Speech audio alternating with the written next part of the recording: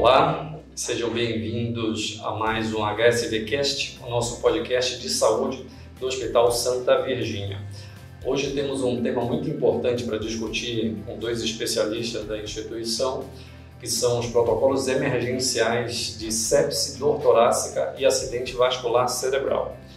Para isso, nós convidamos aqui o Dr. Daniel Gentil, que é graduado em Medicina pela Faculdade de Ciências Médicas de Santos, especialista em Clínica Médica, especialista em Medicina do Esporte, mestre em Reabilitação pela Unifesp da Escola Paulista de Medicina, doutor em Cardiologista pela Unifesp da Escola Paulista de Medicina e tem MBA em Gestão de Saúde pelo IBMEC.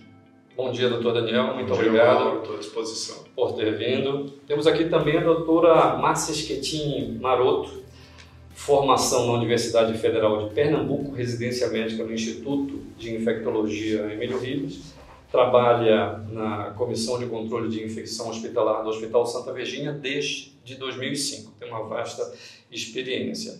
Eu sou mestre em Medicina pela Escola Paulista de Medicina também, sou nefrologista e intensivista de formação e vou conduzir essa conversa aqui com esses dois especialistas. Tá bom? Muito obrigado, doutora Márcia, por ter vindo também. Primeiro, acho que é importante falar para o público o que são os protocolos, o que são as diretrizes. Então, as diretrizes médicas são documentos que resumem o conhecimento com base nas melhores evidências. E os protocolos são as diretrizes estruturadas de uma forma que você defina passo a passo todos os cuidados relacionados àquela doença em particular, tá? Para a gente começar, então, já que a gente definiu um pouquinho o que são os protocolos e nós vamos falar deles, eu queria ouvir de vocês o que faz com que os protocolos de emergência sejam tão determinantes no desfecho de um paciente. Doutor Daniel, para começar. Os protocolos que a gente aplica hoje nas instituições de boa qualidade é uma forma prática da gente tirar o que existe de melhor na ciência sobre aquela doença específica, por exemplo, dor no peito, e transformar num atendimento clínico, porque às vezes a prática da pesquisa e da ciência fica um pouco afastada da realidade do hospital do pronto-socorro. Então o protocolo é a ferramenta que as instituições de boa qualidade elas utilizam para fazer essa transferência de qualidade no atendimento científico para o atendimento do dia a dia do hospital. Né? Os protocolos, você quer falar especificamente de alguma doença, Mauro? Não, para a gente começar eu queria falar só sobre a importância de protocolos mesmo. Então, a importância do protocolo é exatamente isso, pegar o que existe melhor na ciência e aplicar no dia a dia.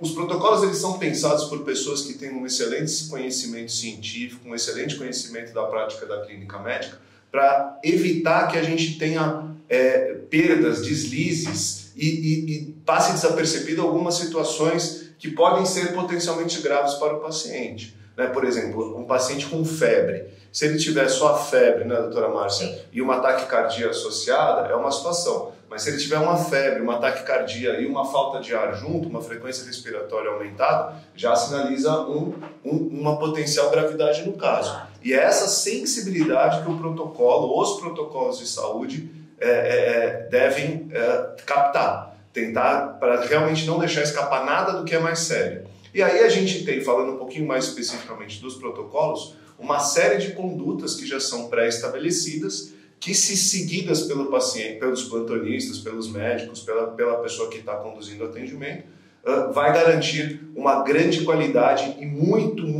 provavelmente um desfecho positivo naquele caso. Exatamente isso. Doutora Márcia, quer complementar? Não, está tudo muito bem explicado, apenas assim, o protocolo ele serve para que a gente tenha regras para que nós abranjamos o maior número de pacientes, para que a gente não perca e não tenhamos, seja mais de uma maneira mais eficaz a nossa ação, para que o paciente tenha um desfecho melhor. São procedimentos pré-estabelecidos, são passos pré-estabelecidos com o objetivo de unificar a conduta da equipe, sempre visando o melhor atendimento para aquele paciente, né, doutora Márcia? Porque às vezes situações às vezes um plantonista um pouco menos experiente, às vezes um pouco mais experiente, ele tem condutas diferentes. Então, a unificação da conduta nesses protocolos... Diminui a variabilidade do atendimento. Isso, você minimiza o risco e aumenta muito a chance de você ter um desfecho positivo naqueles casos. Em doenças graves, né? Nós estamos falando, geralmente são doenças mais graves, a sepse, como a AVC, são doenças que não se pode perder tempo. Isso. Perfeito. Então, o Institute of Medicine dos Estados Unidos, ele afirma que um sistema de saúde de qualidade ele tem que ser eficaz, então tem que oferecer aquele cuidado para quem precisa e ele tem que ser oportuno. Oferece o cuidado no tempo certo. O protocolo consegue fazer isso? Além de ser um protocolo eficaz, oportuno, ele é um protocolo que agiliza muito a conduta. Em termos de velocidade, a gente também ganha muito tempo, tanto no resultado dos exames de laboratório, que às vezes vão mudar alguma conduta ou não, tanto na administração do antibiótico ou nas drogas que são preconizadas no infarto, por exemplo. Então, sem dúvida nenhuma, as instituições de boa qualidade assistencial, sem dúvida nenhuma, hoje todas têm protocolos institucionais fortes e resolutivos. Exatamente. No caso da sepse, especificamente, o tempo onde você age, a coleta dos exames, o resultado dos exames, a administração do antibiótico, tudo isso é de fundamental importância para um bom resultado para o paciente. Todos os protocolos, a velocidade no atendimento e na definição é fundamental. Né? Quanto antes nós fizermos um diagnóstico de infarto, por exemplo, e fizer a medida correta, a terapêutica correta, o paciente vai ter uma reabilitação muito melhor e um desfecho muito mais positivo. E o AVC, né, Mauro, que o pessoal no popular chama de derrame, é a mesma coisa. Quanto antes a gente intervir do ponto de vista médico corretamente, maior a chance do paciente evoluir bem sem sequelas. E facilita a vida para o médico, né, que está na emergência, né, Mauro? Tanto na emergência como na unidade de terapia intensiva, ter passos a seguir facilita muito e uniformiza isso, né, dos médicos mais jovens, dos médicos mais experientes, não se uniformiza a conduta.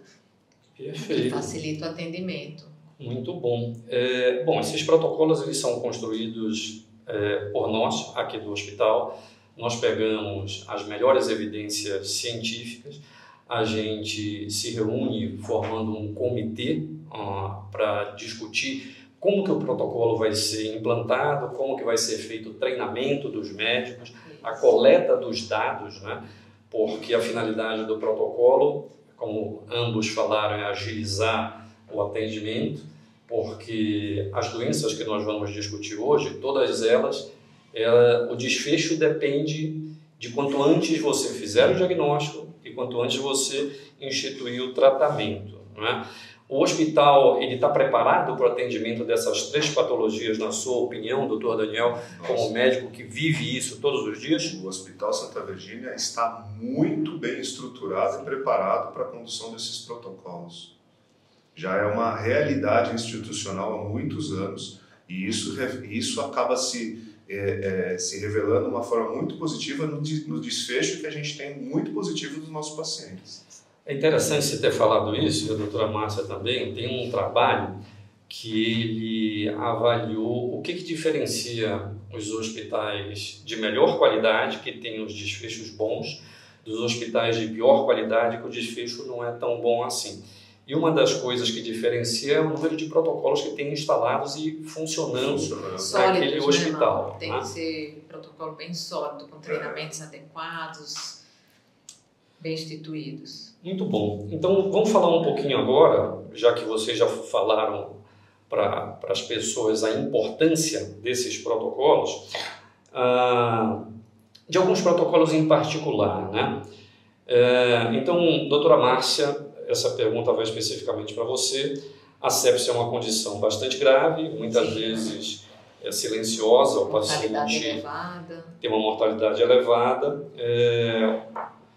O que o protocolo do Hospital Santa Virgínia contempla para que o diagnóstico e o tratamento sejam os mais precoces possíveis? Então, esse protocolo, Mauro, por ser um protocolo extremamente importante para um bom desfecho do paciente, ele contempla a identificação dos sintomas clínicos e laboratoriais do paciente.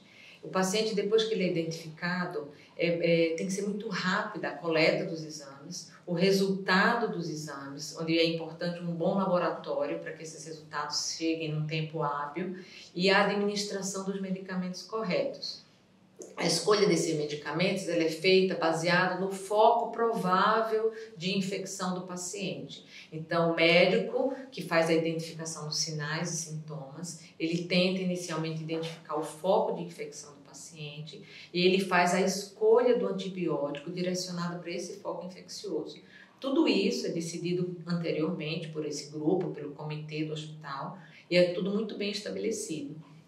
Quando não há um foco provável, também existe um esquema amplo de antibiótico terapia que é feito, que cobre a maioria das possibilidades de infecção do paciente. Então, todo esse processo de identificação do quadro clínico, de coleta de exames, de administração do antibiótico, de reavaliação do paciente e de encaminhamento do paciente para a unidade adequada, que ele pode permanecer no pronto-socorro, pode permanecer e ser encaminhado para a enfermaria ou para a unidade de terapia intensiva, dependendo do desfecho das primeiras horas que é feita a reavaliação do paciente. Então, esse protocolo, né, doutora Márcia, você sabe, porque participou ativamente da construção, ele começa pela triagem. Pela triagem. Então, o enfermeiro Exato. da triagem, ele vai avaliar se o paciente tem alguns sinais que são compatíveis com a infecção. Pode ser que não seja infecção, apesar de terem de existirem aqueles sinais. Observação, tempo. Então, o enfermeiro, com essa suspeita, com esses critérios preenchidos, leva o paciente para a sala de emergência, lá para a equipe do Dr. Daniel. Já abre o protocolo. Exato. E aí será feita uma investigação ampla. Exato. É dado antibiótico para o paciente, na menor suspeita possível, porque se sabe que quanto antes o antibiótico for administrado, melhor é o desfecho do paciente. Exatamente. E daí para frente, os exames vão mostrar se o protocolo continua. Para onde o paciente vai ser encaminhado, se vai ter uma boa evolução, se ele vai para a unidade de terapia intensiva, tudo isso rapidamente, para que nós tenhamos um desfecho bom para o paciente. Certo. Doutor Daniel, uma pergunta para você especificamente agora. No caso da dor torácica, o pronto atendimento é essencial para diferenciar o infarto de outras causas de dor torácica. Né? Existem mais de 50 causas de dor torácica. O protocolo, ele auxilia nisso? E como que o protocolo evita que a gente mande um paciente para casa cuja causa da dor torácica seja uma isquemia do coração, seja uma obstrução parcial, mesmo que não seja um infarto, mas que ele vai ter risco de ter um infarto em casa? Muito interessante essa pergunta, Mauro, porque dor torácica é uma das coisas mais importantes de atendimento correto no pronto-socorro. E os protocolos institucionais, eles deixam, clareiam muito o nosso resultado e a nossa abordagem terapêutica. Então, imediatamente que o paciente chega com uma história de dor torácica, o exame preferível para que seja feito é o eletrocardiograma. O eletrocardiograma, em algumas situações, já determina a conduta que a gente vai tomar com esse paciente ou não. Né? Uma coisa muito interessante é que, mesmo com o eletrocardiograma estando normal, existem outros procedimentos que devem ser feitos para a gente garantir realmente que o paciente não esteja tendo uma angina ou um infarto, que é o nosso grande medo, que são as dores torácicas mais graves que a gente costuma atender na porta do hospital, do pronto-socorro. Né? Uma coisa que eu acho interessante, que a gente comentou agora há pouco, sobre se o Hospital Santa Virgínia está preparado, é muito interessante porque o protocolo não depende só de uma pessoa, né? Não depende só da enfermeira da triagem ou do médico que está fazendo o atendimento. O protocolo depende de um laboratório bem estruturado, depende de uma estrutura de imagem, tomografia, depende da estrutura de hemodinâmica que o hospital também está totalmente habilitado a conduzir. E isso tudo junto, essa equipe multidisciplinar, essas engrenagens todas funcionando de forma perfeita e coordenada, que garante realmente que o desfecho vai ser muito positivo. Muito bom, doutor Daniel. A mesma coisa acontece no caso do protocolo de acidente vascular cerebral. Né? O interessante do nosso protocolo é que já no totem da identificação, o paciente ou o familiar, eles sinalizam à enfermagem que o paciente tem algum déficit que pode significar um acidente vascular cerebral. Que na visão da família já existe uma suspeita de um derrame, né? O AVC, o pessoal no popular chama de derrame. Então, antes mesmo dele ser atendido pelo médico, na entrada do hospital, ele já tem essa perspectiva de apertar a senha para ser priorizado no atendimento. Também, né? Dor torácica também. Dor torácica também. Eu acho que é muito importante porque envolve a família também na parte dessa identificação. Sim. Que acelera o processo, né? Aí a enfermeira, no caso do AVC, vai fazer um checklist, que ela vai avaliar se o déficit está presente mesmo ou não. Ela chama imediatamente o médico mesmo que esteja em um outro atendimento, ele para aquele atendimento, ele vai para aquele paciente, porque são todos protocolos dependentes de tempo, né? Quanto antes o tratamento for iniciado, melhor. No caso do AVC, existe uma obstrução ao fluxo sanguíneo cerebral. Quanto antes a medicação foi infundida para dissolver aquele coágulo, melhor o resultado e melhor o desfecho do paciente. Se não resolver e for uma obstrução de grande vaso, o hospital está preparado para chamar a equipe de neurointervenção, que coloca um catéter dentro da artéria cerebral e remove aquele trombo, o que também melhora o desfecho, né? Então, eu acho que aqui na Zona Leste, não sei se os outros hospitais estão preparados para isso, mas seria muito importante. Sabe o que é uma coisa interessante, doutor Daniel e doutora Márcia? É que o sistema de saúde ele tem um mecanismo perverso, né? O paciente chega no Hospital Santa Virgínia com um quadro de acidente vascular cerebral, a equipe do doutor Daniel vai fazer o diagnóstico rápido, por causa do protocolo, vai fazer o tratamento adequado, o paciente vai ter déficits mínimos e vai ser liberado em pouco tempo. O hospital vai receber a remuneração do convênio, com base nos poucos dias que o paciente ficou internado, e o paciente vai rápido para casa. É ótimo para o paciente, é ótimo para o sistema de saúde. Agora, o sistema é perverso, porque se o paciente vai para um hospital que não tem esse recurso, ele vai ficar gravemente sequelado, sim, porque ele não vai receber essas condutas fundamentais para desobstruir aquele vaso cerebral.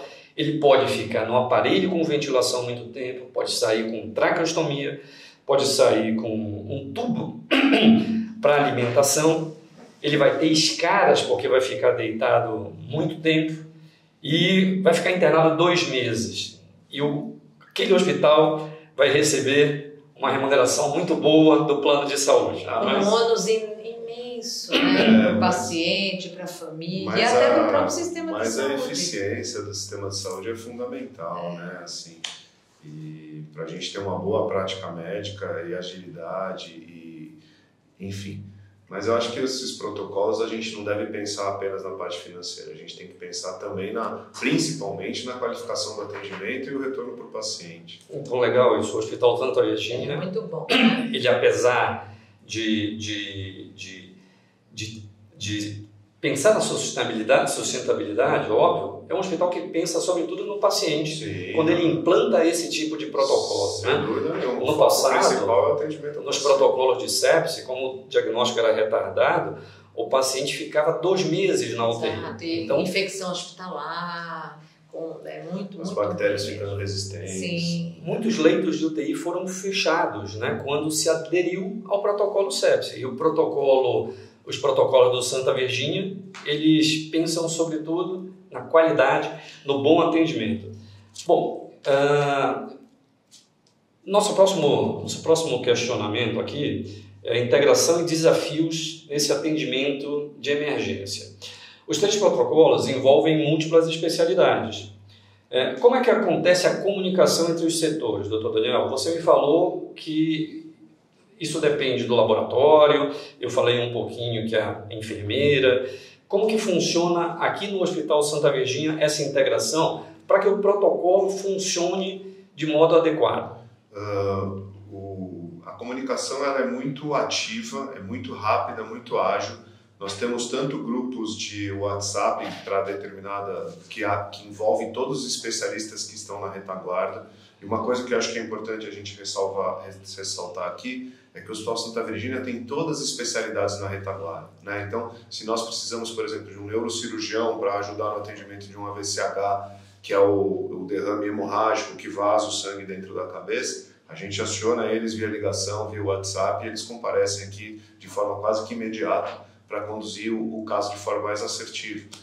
A mesma coisa do protocolo de dor torácica, a gente tem uma equipe de hemodinâmica 24 horas por dia disponível, que também é acionada por grupo de WhatsApp ou por ligação. Então o Hospital Santa Virgínia, realmente nesse aspecto da retaguarda hospitalar com um médico especialista, ele é muito bem suportado às 24 horas do dia, 7 dias por semana.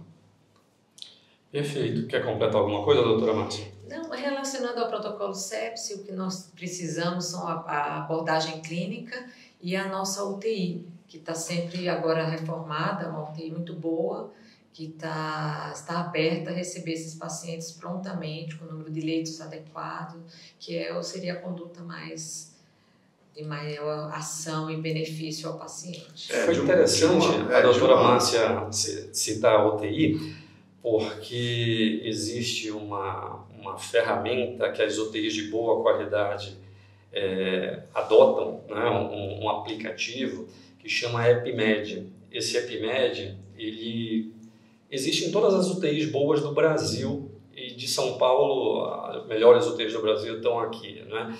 Durante 4 anos consecutivos, o Hospital Santa Virgínia, doutora Márcia, não sei se você sabia disso, ele ficou como top 10. Então, entre as 10 melhores UTIs aqui de São Paulo, isso nos deixa muito orgulhosos também.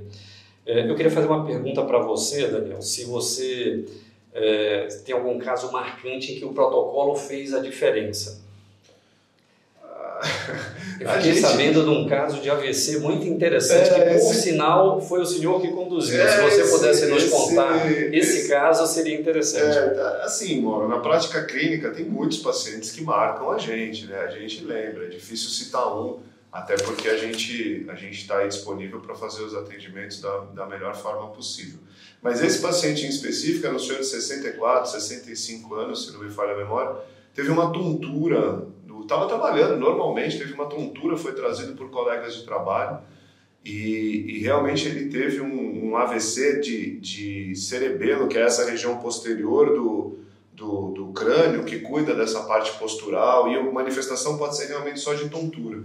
E é um caso que, quando o paciente fala que está tendo uma tontura no pronto-socorro, a primeira coisa que você pensa não é AVC. Então esse é um exemplo claro que a gente só pensou nisso porque a gente tinha um protocolo institucional funcionando, fizemos exames de imagem com forma rápida, célere, fizemos um diagnóstico correto, o paciente foi conduzido e é um senhor que ficou internado pouquíssimos dias e está em casa sem sequela hoje. Né? Então, assim, realmente é um caso que mostra a eficiência do hospital e a importância de você ter toda a estrutura funcionando de forma muito coordenada.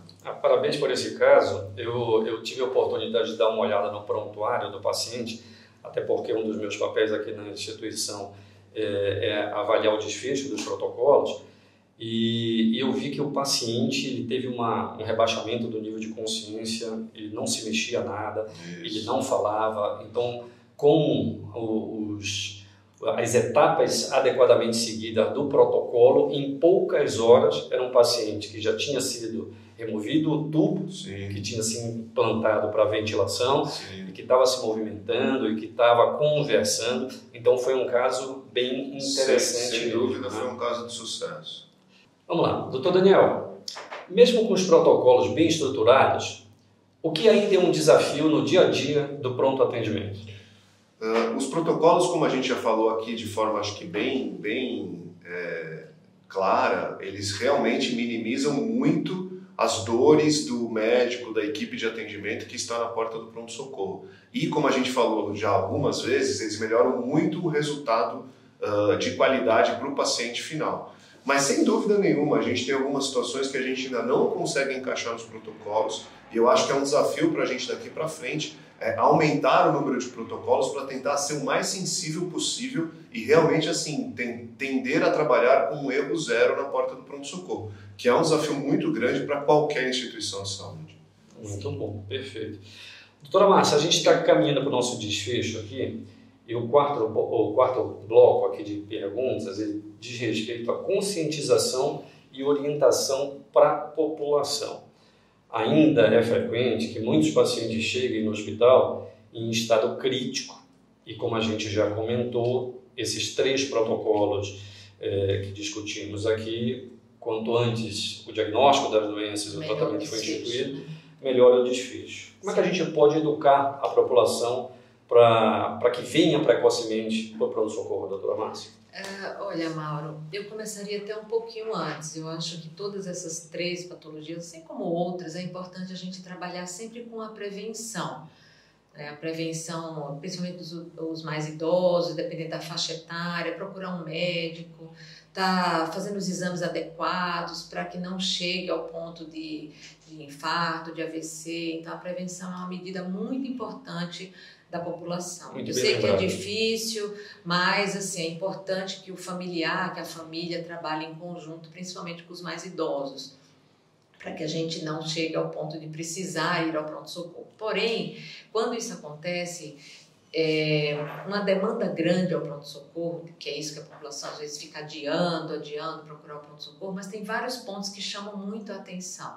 Um caso de... Os idosos me sensibilizam muito, porque quando eles chegam, às vezes o desfecho não é tão adequado.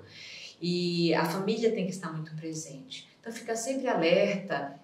Um quadro de febre, de confusão mental, de tontura, de desmaio, de mal-estar, dor no peito, mesmo que essa dor passe, às vezes é uma dor que vai e volta. Então é importante que a população fique alerta, que a família esteja presente. No caso de desmaios, de mal-estar, às vezes é uma crise hipertensiva, e a crise hipertensiva da pressão alta pode levar a um derrame, pode levar a um AVC. E no caso da sepse, também fica bem alerta quanto aos quadros virais, que normalmente o desfecho é sozinho, né? Não há necessidade, da maioria não precisa de medicamento, porém esses quadros virais eles complicam. Assim como infecção de urina na população mais idosa também tem um desfecho que nem sempre é favorável. Então, fica alerta a picos febris, a febre acima de 37,8, a confusão mental, que tanto pode ser um quadro infeccioso como pode ser um quadro vascular, neurológico. Então, tem que ser alerta, tem que não ter demora na procura do Na dúvida, é melhor vir. Na dúvida, passa na avaliação do especialista, principalmente o paciente idoso, que o quadro clínico fica mais confuso. É difícil diferenciar o que é grave e o que não é. Então, às vezes, o idoso, mesmo com um quadro gripal, que se acha que é simples, ele já pode estar complicado no início do quadro.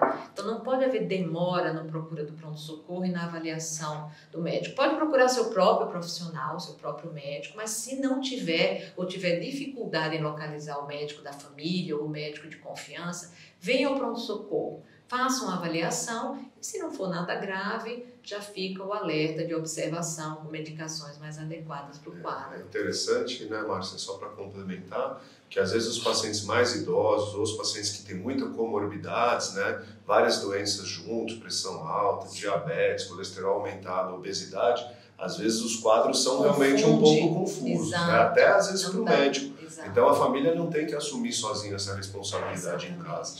Então a gente realmente recomenda que nessas situações mais pontuais a pessoa venha e seja atendida com qualidade. Exatamente. A gente reavalia o desfecho dos protocolos e não é infrequente, vou pedir para o doutor Daniel comentar, que pacientes com acidente vascular cerebral procurem o hospital muito tempo depois do início dos sintomas, quando, infelizmente, já não é mais possível administrar a medicação para dissolver o coágulo, nem fazer a retirada mecânica do trombo, né, doutor Daniel?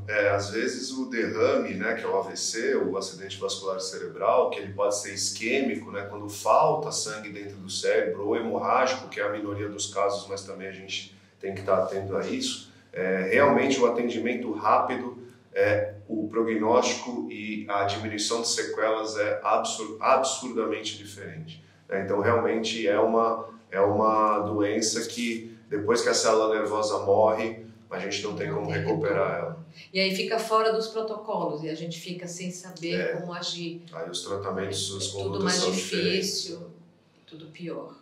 Doutor Daniel, para quem nos assiste e quer saber um pouco mais, quais são os primeiros sinais de alerta para dor torácica que configure um infarto. Na verdade, é difícil diferenciar, então dor torácica é sempre bom que o paciente venha, e AVC, e depois eu vou pedir para a doutora Márcia falar no caso da sepse, o que chama a atenção para esse diagnóstico e que o paciente deve procurar o hospital na suspeita. Então fala um pouquinho sobre o AVC e sobre a dor torácica, Daniel. A dor torácica, como a gente já comentou, Mauro, é um dos grandes desafios para qualquer pronto-socorro, para qualquer equipe médica multidisciplinar em pronto atendimento. A dor torácica em aperto, a dor torácica retroesternal, atrás desse osso que a gente tem no peito, que é o externo, a dor torácica com irradiação para a mandíbula, para o pescoço, para o braço esquerdo, a dor torácica associada à falta de ar, náusea, vômitos, palidez cutânea, sudorese, são indicativos que é uma dor torácica que o médico chama de típica, que deve ser avaliada e investigada como um infarto ou como uma angina. Esses são os grandes fatores de risco. Isso deve ser duplamente valorizado se o paciente tem aqueles outros fatores de riscos que a gente já sabe. Tabagista, colesterol aumentado, diabetes, hipertensão, sedentarismo, sobrepeso. E aí a gente deve ter atenção redobrada nesse tipo de dor. Perfeito, mas embora, mesmo que o paciente não tenha nenhum desses fatores, é possível ainda que ele tenha uma dor? Isso que a gente descreveu é um quadro típico, né? Isso é uma dor assim, que esse paciente existe uma chance muito grande de estar tendo uma angina ou um infarto, um evento isquêmico cardíaco que a gente chama. Agora, claro que existem situações em que o paciente evolui com uma dor atípica, uma dor diferente dessa que a gente relatou e pode estar tendo uma angina ou um infarto do mesmo jeito. Isso é muito comum em pacientes diabéticos. Por quê? Porque o paciente diabético ele tem uma sensibilidade à dor diferente e os quadros podem ser muito mascarados e mimetizados. Por isso a importância de procurar o pronto atendimento. Perfeito. E na sepse, doutora Márcia? A sepse também, Mauro. Acho que a sepse, eu resumiria o paciente que tem febre, o coração mais acelerado, um pouco de falta de ar,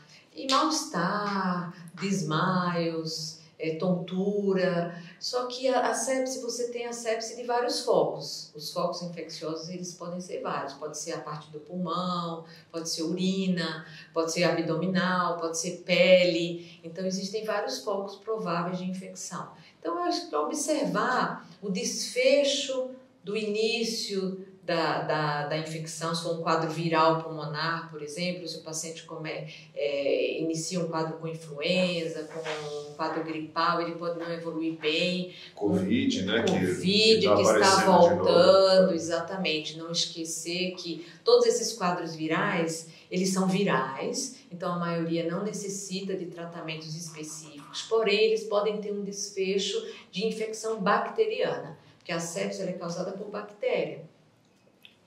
Então o vírus começa a infecção, a bactéria se aproveita e causa uma co-infecção. E a bactéria vai para uma infecção secundária. Então ficar sempre alerta, observando o desfecho e a evolução do quadro. A infecção urinária também pode ser uma infecção urinária que começa de uma forma mais simples, mas ela não evolui de uma forma satisfatória. Aquele sintoma que às vezes, mesmo em uso de antibiótico, não está evoluindo bem, o paciente não está se sentindo bem, sintomas gerais. E o idoso, como o doutor Daniel falou, o idoso ele é tudo mais difícil da gente identificar. O diabético, aquele paciente já comprometido, às vezes eles não têm sinais clássicos, não tem esse sinal de febre, que é o esperado.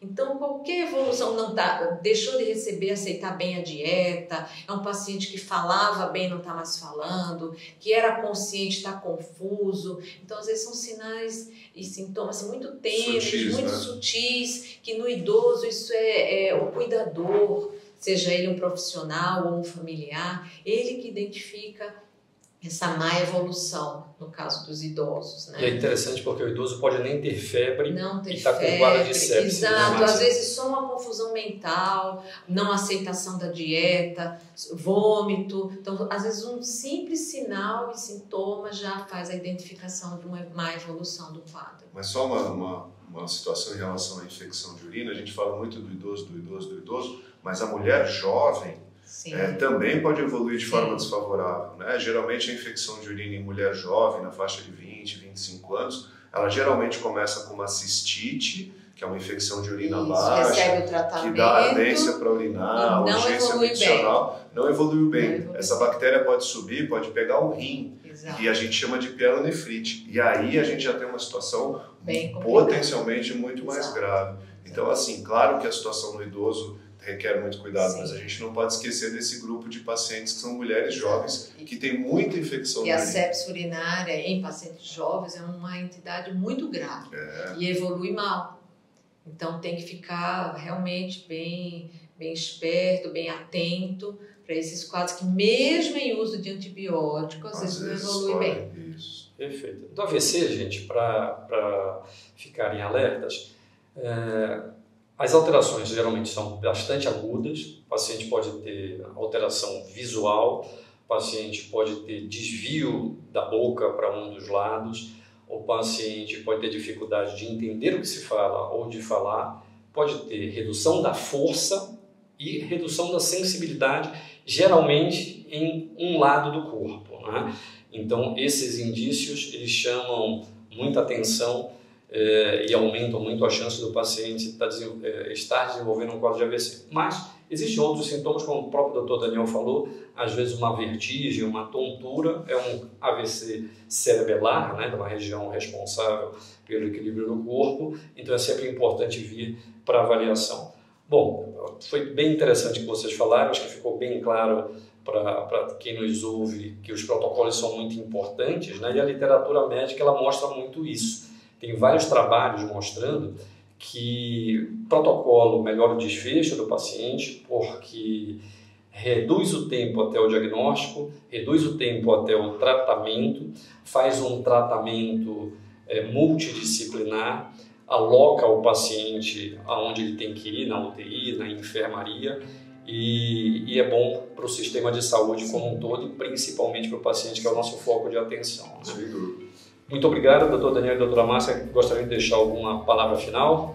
Mauro, a gente está à disposição aí, tanto para atender os pacientes, quanto para conduzir as situações que são mais graves dentro do pronto-socorro, e a gente queria deixar sempre aberta a porta do hospital aos pacientes que precisarem de ajuda. Sim, Mauro, sempre buscando segurança do paciente, sempre o melhor desfecho, com o seguimento dos protocolos que nós já temos aqui na instituição. Muito obrigado a todos e até a próxima.